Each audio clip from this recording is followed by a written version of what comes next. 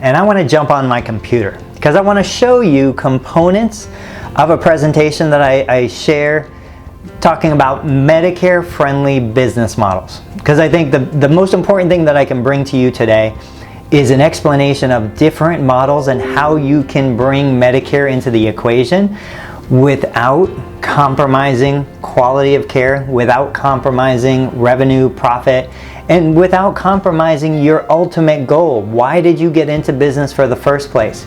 For me, it was financial security for myself, my wife, my family.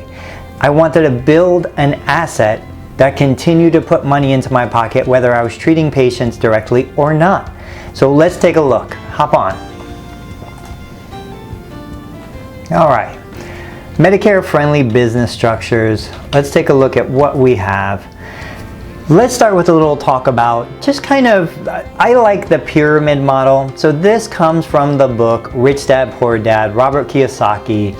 He has the cash flow quadrant where he talks about the employee, the self-employed, the business owner, and the investor. I like it more as a pyramid because I feel like at the top of the pyramid you have the investor. They are truly the fewest, the smallest number of people worldwide, and then below them you have the business owner. Many of us, me included, I strive to become the investor in just about any business venture because the investor has ultimate time freedom and receives revenue, income, profit passively.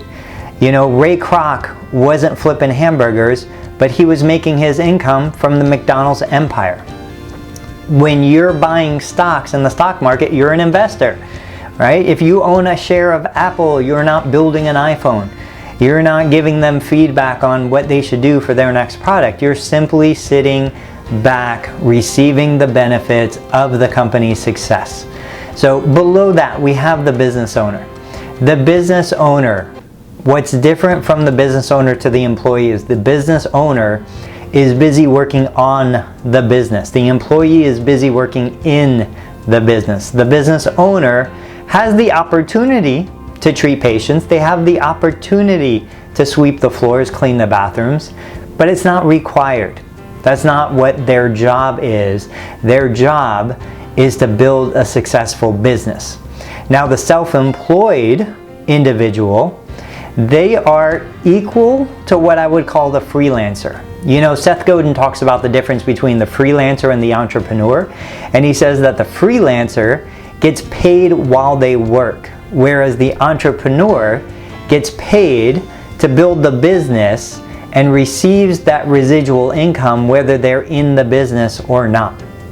So that's kind of another analogy between the business owner and the self-employed.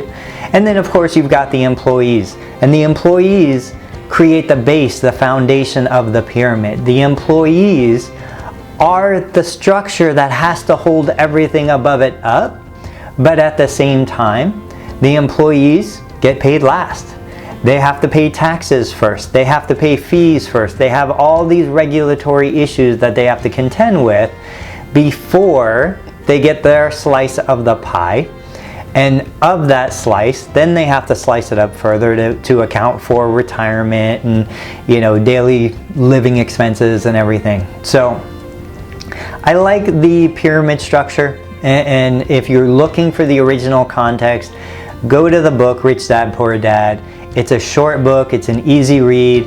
It's one of those foundational books that I think most young entrepreneurs have read or should read to just give you that motivation, that fire to look at things a little bit differently.